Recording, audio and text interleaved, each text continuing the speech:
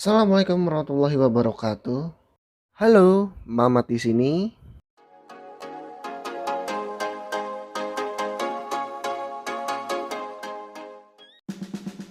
Pemahaman lemak jenuh, lemak yang baik bagi kesehatan tubuh, asli homemade dan fermentasi.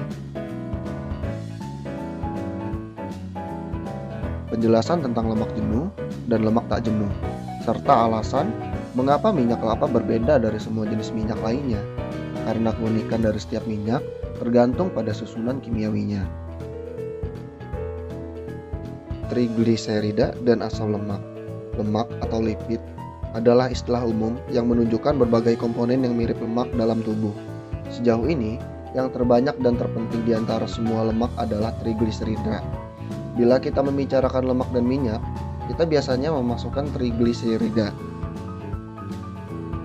Dua jenis lemak lain, fosfolipid dan sterol, atau termasuk diantaranya kolesterol. Secara teknis, tidak termasuk lemak karena bukan termasuk trigliserida. Tetapi dua jenis lemak tersebut memiliki karakteristik serupa dan seringkali disebut lemak. Apa bedanya lemak dan minyak? Istilah lemak dan minyak sering digunakan bergantian. Secara umum, satu-satunya perbedaan nyatanya adalah lemak dianggap padat pada suhu ruang, sedangkan minyak tetap cair. Lemak babi misalnya akan disebut lemak, sedangkan minyak jagung akan disebut minyak. Akan tetapi keduanya sama-sama lemak. Trigliserida terdiri atas molekul lemak tunggal yang disebut asam lemak. Ada lusinan jenis asam lemak. Para ilmuwan mengelompokkannya dalam 3 kategori umum, yaitu jenuh, tak jenuh tunggal, dan tak jenuh ganda. Setiap asam lemak, baik jenuh ataupun tak jenuh, mempengaruhi tubuh dengan cara berbeda dan memberikan efek berbeda pada kesehatan. Oleh karenanya, suatu lemak jenuh dapat memiliki efek yang buruk, sementara yang lain mungkin meningkatkan kesehatan. Begitu pula dengan lemak tak jenuh tunggal dan ganda. Misalnya, minyak zaitun yang dipuji sebagai salah satu lemak yang baik karena orang mengkonsumsinya sebagai pengganti minyak yang lain, lebih jarang terkena penyakit jantung. Akan tetapi tidak semua asam lemak tak jenuh tunggal menyehatkan. Jenis lain dari asam lemak tak jenuh tunggal yang bernama asam erusat sangat beracun bagi jantung. Mungkin lebih dari asam lemak jenis apapun. Begitu pula dengan asam lemak tak jenuh ganda yang dapat menimbulkan masalah. Di sisi lain, asam lemak jenuh yang ditemukan pada kelapa tidak ditemukan efek berbahaya dan sesungguhnya meningkatkan kesehatan. Kejenuhan dan ukuran. Kita sering mendengar istilah lemak jenuh, tak jenuh tunggal, dan tak jenuh ganda. Tetapi apa artinya? Bagaimana tingkat kejenuhan mempengaruhi kesehatan? Suatu asam lemak yang memiliki 2 atom hidrogen terikat pada titik karbonnya disebut jenuh oleh hidrogen karena mengikat semua atom hidrogen yang dapat diikatnya. Jenis asam lemak ini disebut lemak jenuh. Suatu asam lemak yang kehilangan satu pasang atom hidrogen disebut lemak tak jenuh tunggal. Jika ada lebih dari 2 atom hidrogen yang hilang, maka disebut asam lemak tak jenuh ganda. Minyak tropis yang unik. Minyak kelapa dan kerabatnya, minyak sawit dan biji sawit dianggap unik karena merupakan sumber alami terbaik dari asam lemak rantai sedang dan pendek, sehingga minyak itu dapat meningkatkan kesehatan yang luar biasa. Minyak kelapa mengandung 64% MCFA. Bagian besar lemak di dalam makanan, jika tidak segera digunakan sebagai sumber energi, akan disimpan sebagai jaringan lemak dalam tubuh. Minyak kelapa karena terdiri atas asam lemak rantai sedang dan pendek memiliki efek yang sama sekali berbeda pada tubuh dibandingkan asam lemak rantai panjang. Ketika baik yang jenuh ataupun tidak yang ditemukan dalam jumlah banyak pada daging dan minyak sayur. Asam lemak rantai sedang dalam minyak kelapa dipecah dan digunakan terutama dalam produksi energi. sehingga jarang berakhir sebagai lemak tubuh atau disimpan dalam arteri atau saluran darah atau bagian tubuh lain. Minyak ini menghasilkan energi, bukan lemak. Asam lemak rantai sedang tidak memiliki efek negatif pada kolesterol dan membantu melindungi terhadap penyakit jantung atau serangan jantung. Minyak tak jenuh ganda. Bila ahli gizi meminta kita untuk mengurangi asupan lemak, otomatis kita hanya akan berpikir mengenai lemak jenuh, tetapi anjuran ini berlaku bagi semua jenis lemak, termasuk lemak tak jenuh ganda. Dalam upaya mengurangi asupan lemak jenuh, orang seringkali mengganti minyak nabati apapun yang berasal dari hewani, yang dengan mati-matian kita hindari. Beberapa jenis minyak nabati bahkan lebih buruk. Yang membuat minyak nabati memiliki potensi bahaya adalah ketidakjenuhannya. Ikatan karbon ganda dalam molekul minyak tak jenuh ganda sangat rentan terhadap oksidasi dan pembentukan radikal bebas. Lemak jenuh. Satu manfaat jelas yang menjadikan lemak jenuh lebih unggul dari lemak tak jenuh atau lemak tak jenuh tunggal maupun ganda adalah tidak adanya satupun atom hidrogen yang hilang atau karbon ikatan ganda. Ini berarti lemak jenuh tidak rentan terhadap oksidasi dan pembentukan radikal bebas seperti lemak tak jenuh. Pabrik makanan telah lama mengetahui hal ini selama puluhan tahun. Mereka menambahkan lemak jenuh atau seringkali berupa minyak kelapa dan minyak biji sawit dalam makanan karena minyak ini membantu mencegah kerusakan akibat radikal bebas. Selama bertahun-tahun, minyak tropis pada sebagian besar makanan telah diganti dengan minyak hidrogenasi dan hidrogenasi parsial. Hidrogenasi adalah proses di mana minyak nabati tak jenuh secara kimiawi diubah untuk membentuk menjadi minyak yang lebih jenuh. Peningkatan kejenuhan membuat minyak kurang rentan terhadap kerusakan dan lebih murah dibandingkan dengan menggunakan minyak hewani atau minyak tropis. Dalam proses hidrogenasi dilibatkan pemanasan minyak dengan suhu tinggi sambil ditambah dengan atom hidrogen, sehingga menciptakan asam lemak trans yang beracun. Lemak artifisial ini secara struktural berbeda dengan minyak alami. Tubuh kita dapat mencerna dan mengolah minyak alami, tetapi tidak ada tempat bagi asam lemak trans dalam tubuh kita dan oleh karenanya timbul berbagai masalah kesehatan. Shortening dan margarin adalah dua jenis minyak hidrogenasi yang harus dihilangkan sepenuhnya dari makanan Anda. Karena sangat jenuh, minyak kelapa adalah minyak yang paling stabil di antara semua minyak makanan terhadap oksidasi dan pembentukan radikal bebas, sehingga merupakan yang paling aman untuk dimasak.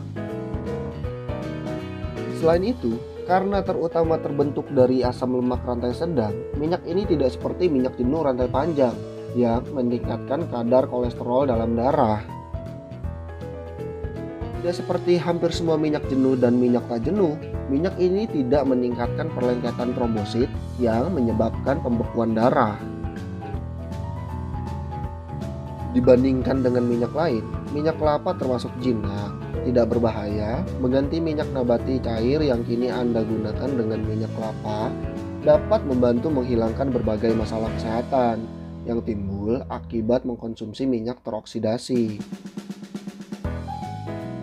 Asam lemak rantai sedang di dalam minyak kelapa memberinya sifat yang membuatnya unik dan oleh banyak pihak dianggap minyak paling sehat di dunia. Asam lemak trans. Asam lemak trans diciptakan oleh teknologi modern dan asing bagi tubuh manusia karena lemak ini tidak seperti asam lemak alami yang diperlukan untuk kesehatan. Tubuh tidak mampu memakainya secara produktif. Bagaikan menuang cuka apel ke dalam tangki bensin mobil yang dapat mengacaukan semuanya. Mobil dirancang untuk berjalan menggunakan bahan bakar bensin dan bukan cuka apel. Asam lemak trans membuat tubuh macet. Dapat disebut demikian sehingga menjadi disfungsional. Semakin banyak mengkonsumsi asam lemak trans, maka akan semakin besar kerusakan sel yang terjadi, sampai seluruh jaringan dan organ terpengaruh secara serius sehingga penyakitlah akibatnya. Dalam proses ekstraksi, penyulingan, dan penghilangan bau minyak dipanaskan sampai suhu 400 derajat Fahrenheit. Selama periode waktu yang lama, minyak nabati sering mengalami hidrogenasi untuk menjadikan lemak padat. Dalam proses hidrogenasi, suhu yang lebih tinggi dan waktu keterpaparan yang lebih lama menciptakan asam lemak trans dalam jumlah yang jauh lebih banyak. Shortening dan margarin adalah minyak hidrogenasi. Rata-rata lemak ini mengandung 35% asam lemak trans, tetapi beberapa merek ditemukan mengandung sampai 48% asam lemak trans. Antara 15 sampai 19% asam lemak dalam minyak nabati cair yang diproses secara konvensional adalah asam lemak trans. Banyak peneliti meyakini bahwa asam lemak trans memiliki efek yang lebih besar dalam berkembangnya penyakit kardiovaskuler dibandingkan dengan minyak makanan lain. Peneliti membuktikan bahwa asam lemak trans dapat turut menyebabkan aterosklerosis dan penyakit jantung. Sebagai contoh, dalam penelitian, pada hewan babi yang diberi makanan yang mengandung asam lemak trans lebih banyak mengalami kerusakan aterosklerosis yang luas dibandingkan dengan babi yang diberi makan yang mengandung asam lemak jenis lain. Minyak MCT, minyak trigliserida rantai sedang, atau terkadang disebut minyak kelapa fraksionasi, telah menjadi sangat populer dalam gizi olahraga dan formula infus yang digunakan di rumah sakit. Anda mungkin menemukan istilah ini pada makanan dan suplemen yang dijual di toko kesehatan. Asam lemak biasanya berada dalam kelompok yang terdiri atas 3 molekul. Paket ini disebut trigliserida. Minyak trigliserida rantai sedang atau MCT adalah minyak yang terdiri atas 100% asam lemak rantai sedang atau MCFA. Asam lemak ini berasal dari minyak kelapa atau minyak biji sawit. Karena berhubungan dengan banyak manfaat kesehatan, pabrik membuat minyak yang seluruhnya terdiri atas asam lemak rantai sedang. Minyak kelapa hanya sebagai perbandingan hanya mengandung 64% MCFA. Sebagian manfaat kesehatan yang unik dari asam lemak rantai sedang yang ditemukan dalam minyak kelapa telah diketahui dan dinikmati sejak tahun 1950-an. Oleh karenanya, minyak kelapa dan MCT telah dan masih digunakan di rumah sakit untuk mengobati sindrom malabsorpsi, fibrosis kistik, dan epilepsi, serta memperbaiki metabolisme protein dan lemak serta penyerapan mineral. Karena manfaat gizinya yang unggul, MCFA digunakan dalam formula infus rumah sakit untuk memberikan gizi pada pasien yang mengalami luka bakar serius atau sakit berat.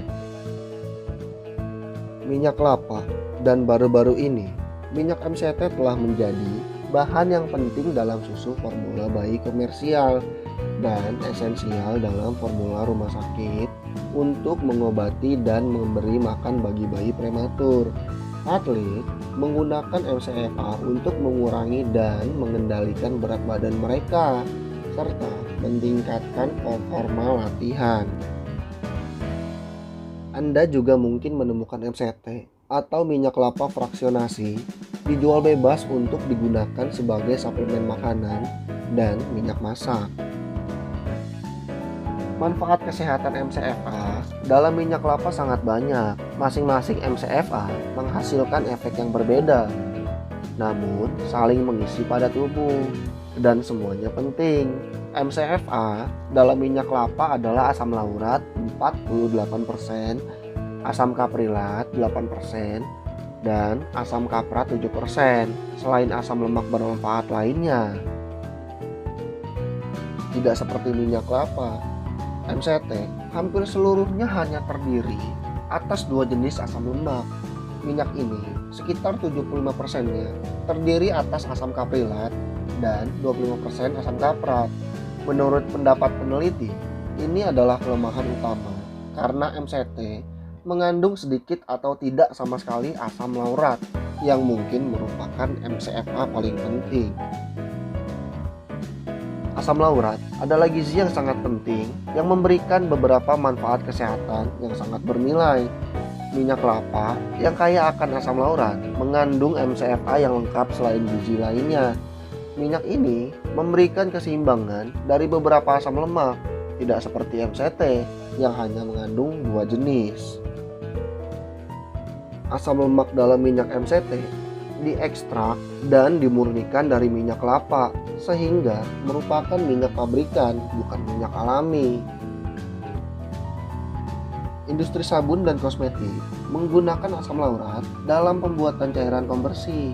Proses ini menciptakan asam kaprat dan asam kaprilat sebagai produk buangan yang dapat digunakan untuk tujuan lain dengan harga murah. Walaupun tidak digunakan dalam industri kosmetik, asam lemak rantai sedang ini dapat diterapkan dalam bidang gizi dan farmasi yang penting.